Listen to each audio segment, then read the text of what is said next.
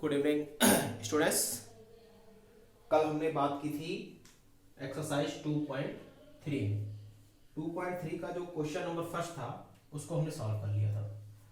आपके तरफ से कोई कमेंट नहीं आया, इसलिए मैं अब आगे अपने एक्सरसाइज पे बढ़ता हूँ। क्वेश्चन नंबर टू में सवाल आपका क्या कह रहा है? सवाल कह रहा है पहले बहुपद से दूसरे बहुपद को भाग करके जांच कीजिए कि क्या प्रथम बहुपद द्वितीय बहुपद का एक गुणनखंड है या नहीं। आपको जांच करनी है, इसमें दो बहुपद दिए हैं और ये जांच करके बताना है कि प्रथम जो बहुपद है वो द्वितीय बहुपद का गुणनखंड है या नहीं। आइए इसको सवाल के माध्यम से सॉल्व करने का प्रयास करते हैं। तो क्वेश्चन नंबर फर्स्ट है इसमें T cube T square minus 3, यह है प्रथम बहुपद, और दूसरा बहुपद है आपका 2t की power 4 plus 3t cube minus 2t square minus 90 और माइनस 12। आपको जांच करके बताना है कि पहला वाला बहुपद जो है वो दूसरे वाले का गुणनखंड है या नहीं। तो आपको इसमें कुछ करना नहीं है, बस पहले वाले बहुपद को दूसरे वाले बहुपद से आप भाग दे दीजिए। भाग देने के बाद अगर शेषफल बचता है तो गुणनखंड नहीं होगा, अगर शेषफल शून्य है तो गुणनखंड होगा। आइए भाग करके देख लेते हैं। तो ये है आपका 2t की power 4 plus 3t cube minus 2t square minus 90 और माइनस 12। इसको हमें भाग देना है, किससे भाग देना है? तो t स्क्वायर माइनस 3 से। कल हमने भाग देने की प्रक्रिया आपको समझाई थी, आज एक बार फिर से हम देख लेते हैं ताकि आपको समझ में आ जाए। यहां देखेंगे तो यहाँ t की पावर 4 है और यहाँ t की पावर 2 है। अब यहाँ अगर आप देखेंगे तो 2 की कमी है। अब 2 की कमी को पूरा करने के लिए हमें t स्क्वायर से गुणा करना पड़ेगा। तो t स्क्वायर से पहले हम गुणा करेंगे, फिर उसके बाद यहाँ देखेंगे 2 है और यहाँ कुछ नहीं है, यानी जो गुणा हमें करना पड़ेगा वो 2t स्क्वायर से जब गुणा करेंगे तो इसकी कमी जो है ये यहाँ पर पूर्ण रूप से हो जाएगी। तो यहाँ हम किससे भाग कर दे, किससे गुणा कर दे? तो 2t स्क्वायर से। 2t स्क्वायर से इसमें गुणा करेंगे तो ये आ जाएगा 2t की पावर 4। कैसे आया? t स्क्वायर का t स्क्वायर से t की पावर 4 और 2 का गुणा 1 से करेंगे तो 2 आएगा। फिर माइनस लगाएंगे और 3 2 जा 6 t स्क्वायर। अब यहाँ देखिए t नहीं है तो t स्क्वायर आ रहा, तो स्क्वायर वाले के नीचे लिखेंगे, स्क्वायर वाला पद यहाँ पे। तो 3 2 जा 6 t स्क्वायर। और देखिए मैं यहाँ माइनस लगा हुआ, यहाँ प्लस लगा हुआ, तो प्लस माइनस माइनस। अब इसके बाद इसको सॉल्व कर लेते हैं। साइन चेंज हो जाएगा, ये हो जाएगा माइनस और ये हो जाएगा प्लस। यहां से ये आपका कैंसिल हो गया। अब यहाँ क्या उतरेगा? तो 3t की क्यूब क्या उतरेगा? 3t cube. अब ये है प्लस में और ये है माइनस में, तो ये क्या होगा? घटेगा, लेकिन साइन किसका आएगा? प्लस का आएगा, तो प्लस का साइन हमने लगा दिया। अब 6 में से जब 2 को आप माइनस करेंगे तो कितना आएगा? 4, यानी 4t स्क्वायर। अब उसके बाद फिर देखिए यहाँ पर, तो यहाँ t क्यूब है और यहाँ t स्क्वायर, यानी 1 t की कमी है। उसके बाद और क्या कमी है? तो यहाँ पर 3 लिखा हुआ है और यहाँ पर 1 लिखा हुआ है, यानी 3 की कमी है। तो यहाँ जो अब हम गुणा करेंगे वो किससे गुणा करेंगे? प्लस 3t से। किससे गुणा करेंगे? 3t से। जब 3t से इसमें गुणा करेंगे तो t स्क्वायर क्या बन जाएगा? t क्यूब बन जाएगा और 3 बन जा 3। तो यहाँ क्या हो जाएगा? 3t cube. फिर प्लस माइनस माइनस। अब यहाँ देखिए t वाला पद आ रहा है तो t वाले के नीचे लेंगे, तो प्लस माइनस माइनस, तो यहाँ इसके नीचे माइनस और 3 3 जा 9 और t हो गया। अब इसको फिर से आप सॉल्व कर लीजिए। तो यहाँ देखिए ये हो जाएगा प्लस और ये हो जाएगा माइनस, यहाँ से ये आपका कैंसिल हो गया। बचा क्या? तो 4t स्क्वायर। और यहाँ से क्या हो जाएगा? ये प्लस 9 है और ये माइनस 9, ये भी आपका क्या हो जाएगा? कैंसिल, क्योंकि ये प्लस 9t लिखा हुआ है और ये माइनस 9t लिखा हुआ है। अब देखिए हमने कौन कौन से पद ले लिए? तो 3t क्यूब का पद हो गया, t की पावर 4 का पद हो गया, t स्क्वायर का पद हो गया। अब बचा क्या हमारा? 12। तो यहाँ लिख देते हैं माइनस 12। अब आप देखिए तो यहाँ t स्क्वायर है, यहाँ भी t स्क्वायर, यानी t से अब हमें मल्टीप्लाई नहीं करना है। यहाँ पर 4 है और यहाँ पर क्या है? 1, यानी 4 से हम मल्टीप्लाई कर ले तो ये 4t स्क्वायर हमारा बन जाएगा और ये फिर कैंसिल हो जाएगा। तो यहाँ देखिए प्लस 4t 4 से, किससे मल्टीप्लाई करेंगे? 4 से, क्योंकि t स्क्वायर पहले से है यहाँ पर। तो जब 4 से मल्टीप्लाई करेंगे तो t स्क्वायर का जब 4 से करेंगे तो क्या आएगा? 4t square. फिर माइनस, और 4 का गुणा जब 3 से करेंगे तो क्या आएगा 12 आ जाएगा। फिर देखिए यहाँ साइन चेंज हो गया, प्लस हो गया और ये माइनस हो गया, यहाँ से ये भी कट गया और ये भी कट गया, यानी शेषफल आपका क्या आ गया 0। अभी हमने आपको बताया कि जब शेषफल 0 हो जाए इसका मतलब ये वाला बहुपद दूसरे वाले का गुणनखंड है। जब शेषफल 0 हो जाएगा तो ये वाला जो बहुपद होगा ये दूसरे वाले का गुणनखंड बन जाएगा। तो यहां से हम कह सकते हैं कि t² - 3 2t² + 3t³ - 2t² - 90 तो -12 का क्या होगा गुणनखंड होगा। तो यहां से आप लिख सकते हैं या ऐसे ही छोड़ सकते हैं आप। अब 0 आ गया गुणनखंड होगा। तो ऐसे ही आपको चेक कर लेना है कि जो शेषफल है हमारा वो 0 आ रहा है कि नहीं आ रहा है। अगर 0 आ रहा है तो गुणनखंड है, अगर 0 नहीं आ रहा है तो गुणनखंड नहीं है। इस सवाल का आप स्क्रीनशॉट ले सकते हैं। अब इसमें 2 सवाल और बचते हैं, उन 2 सवालों को मैं फिर से यहां लिख देता हूं। इसमें से जो भी क्वेश्चन आपके नहीं लगेंगे वो आप दोबारा पूछ सकते हैं। आइए 2 सवाल और देख लेते हैं कौन कौन से सवाल हैं इसमें।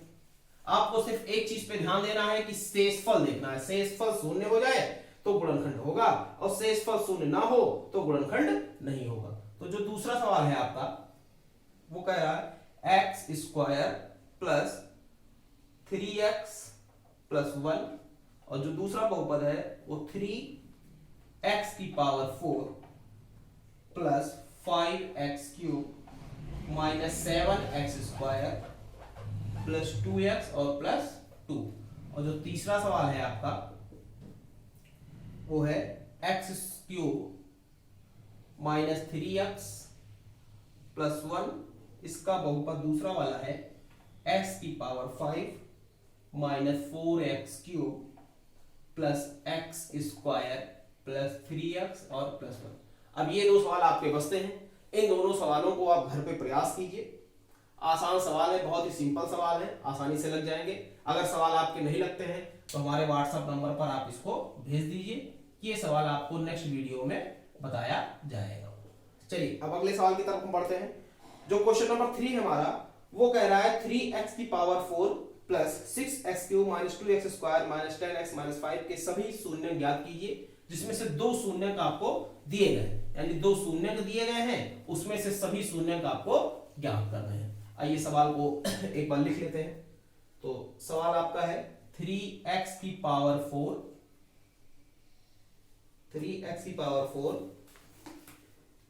6x³ - 2x² - 10x और -5, ये सवाल है आपका। और जो शून्य का आपके 2 दिए गए हैं शून्य वो दिया गया है, एक दिया गया है 5/√5/3 और एक दिया है माइनस में √5/3।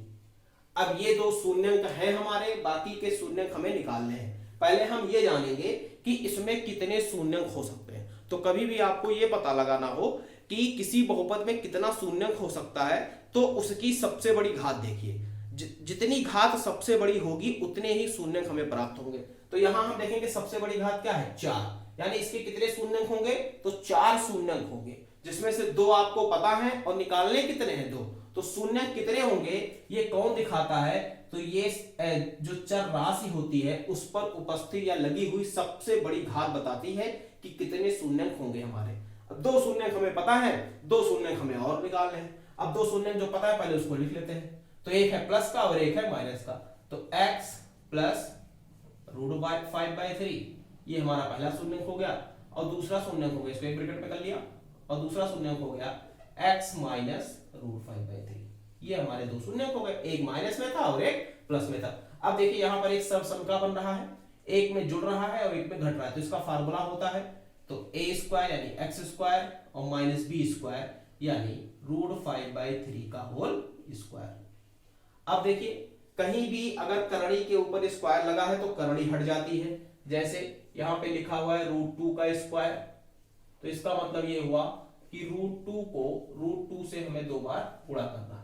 जब करणी का गुणा करणी से हो, करणी के अंदर जो सब नंबर लिखा हो अगर वो समान है तो वहां से करणी को हम हटा देते हैं। ऐसे यहाँ पर देखिए आप करणी का गुणा करणी से हो रहा है और जो नंबर लिखा हुआ है अंदर, जो संख्या लिखी हुई है वो क्या है, समान, इसका मतलब करनी यहाँ से हट जाएगी।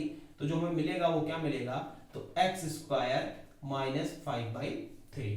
अब आपको क्या करना है कि इस 3 को हटाना, 3 को हटाने के लिए हम करेंगे क्या, इसमें भी 3 से गुणा कर देंगे और इसमें भी क्या कर देंगे, 3 से गुणा कर देंगे। तो जब 3 से गुणा करेंगे तो ये बन जाएगा 3x² माइनस, यहां भी 3 से गुणा करेंगे तो ये 3 से, अगर आप ना जान पाए तो यहां लिख सकते हैं 3 से गुणा करने पर, 3 से गुणा करने पर, जब 3 से आप गुणा करेंगे तो ये 3 से 3 कट जाएगा और ये क्या हो जाएगा 3x² माइनस 5।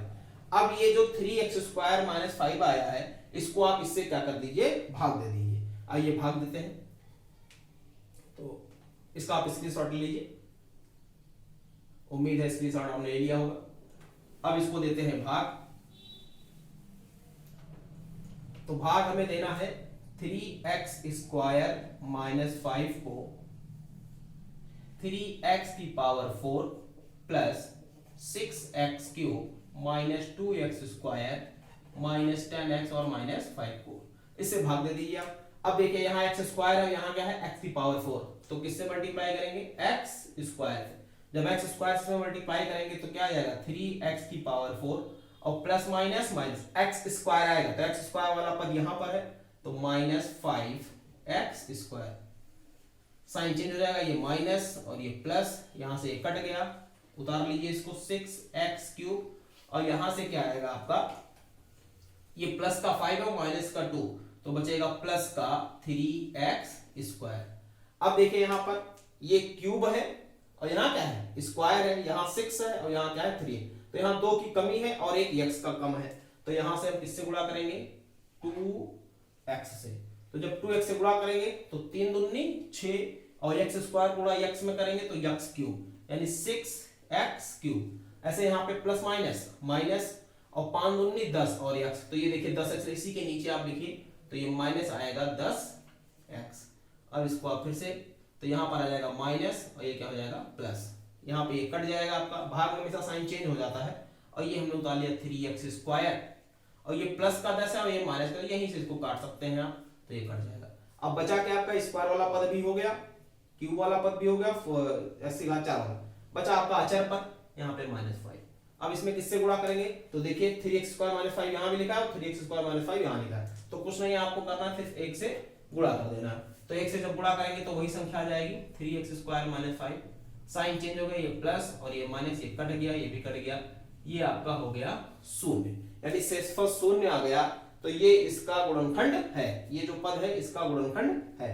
अब यहाँ पर देखिए जो भागफल आपको मिल रहा है, यहां से भी आप शून्य निकाल सकते हैं। अब इसके कितने शून्य होंगे भागफल के, तो घात के हिसाब से अंदाजा लगाए कितने शून्य होंगे, 2 शून्य होंगे। इसी का हम गुणनखंड निकाल लेते हैं, तो x² प्लस 2x और प्लस 1, इसका गुणनखंड करेंगे आप तो x², अचर पद का गुणा किससे करेंगे, x² के गुणांक से, तो 1 का 1 से गुणा करेंगे तो एक ही आएगा, और 1 का नाम 1 होता है और 1 और 1 को जोड़ देंगे तो कितना आएगा, 2 आ जाएगा, तो x और प्लस 1, यहां से x का मान लीजिए तो x प्लस 1 बचेगा, यहां से प्लस 1 का मान लीजिए तो x प्लस 1 बचेगा। एक ब्रैकेट में आ गया x प्लस 1 और एक ब्रैकेट में आ गया x प्लस 1, यानी यहां से हमें 2 शून्य मिले, x बराबर -1 और एक शून्य हमें मिला x बराबर -1। ठीक, तो 2 शून्य हमें यहां मिल गए और 2 शून्य हमें दिए हुए थे, तो टोटल शून्य कितने हो गए, 4, और 4 शून्य कौन कौन से हो गए, एक हमारा हो गया √5/3, एक -√5/3 और एक -1 और दूसरा भी क्या है -1। तो इस हिसाब से आपने चारों शून्यक निकाले। अगर आपको सिद्ध करना हो कि ये चारों शून्यक हमारे सही हैं या नहीं, तो अभी कल मैंने आपको बताया था कि अगर ये आपको सिद्ध करना हो तो बारी बारी से आप वैल्यू रखते जाइए सवाल में। अब देखिए शून्य आ जाता है या नहीं, अगर बहुपद शून्य हो गया तो शून्यक है, अगर बहुपद शून्य नहीं हुआ तो शून्यक नहीं है। एक मैं आपको करके दिखा देता हूं, x की वैल्यू रखता हूं -1, x की वैल्यू -1 रखने पर अगर ये बहुपद शून्य हो गया, इसका मतलब ये इसका शून्यक है। आइए यहां वैल्यू रख देते हैं, तो देखिए यहां x की वैल्यू क्या रखेंगे, -1, तो आएगा 3 × -1⁴, फिर प्लस 6 × -1⁻³ -2 -1² -10 × -1 और -5। ठीक, देखिए 3 -1 की पावर 4 है, जब -1 को 4 बार गुणा करेंगे तो क्या आएगा +1। यहाँ जब -1 को 3 बार गुणा करेंगे तो माइनस आएगा, तो -6 हो गया। यहाँ भी प्लस आएगा तो +2 हो गया। यहाँ माइनस माइनस +10 हो गया और -5 हो गया। अब देखिए यहाँ से 3 -6 +2 +10 और -5। यहाँ देखिए 6 10 और 2 12, तो ये 12 हो गया। 12 3 15, 1 मिनट, 6 यहाँ पे 3, यहाँ पे -6 हो गया ये, और ये माइनस माइनस ये प्लस, ये -2 होगा, ये आपका -2 होगा। अब यहाँ से आप देखिए तो 3 और 10 13 ये हो गया, और 6 2 8 और 5 13, यानी 13 में से 13 को लगाएंगे तो क्या आ जाएगा 0। यहाँ पे थोड़ी मिस्टेक हो गई थी, -1 का स्क्वायर होगा +1 और ये पहले से माइनस लगा तो -2 हो गया। अब यहाँ से देखिए माइनस वाला जोड़ लीजिए तो -6 और -2 -8 और -5 माइनस का 13 और 3 और 10 और 13, 13 में से 13 गया क्या गया 0। ये देखिए शून्य खा रहा है नहीं आ रहा है। ऐसे ही आप -1 फिर रखेंगे तो फिर शून्य मिलेगा, ऐसे √5/3 रखेंगे तो शून्य मिलेगा, और -√5/3 रखेंगे तो भी शून्य मिलेगा। इस हिसाब से इस एक्सरसाइज के 3 सवाल, तीसरा सवाल लग गया आपका। अब चौथा सवाल बचा है और 5वां सवाल बचा है, जो आपको अगली वीडियो में देखने को मिलेगा। आप पढ़ते रहिए, हंसते रहिए, मुस्कुराते रहिए और अपना बहुत ख्याल रखिए। बहुत बहुत धन्यवाद।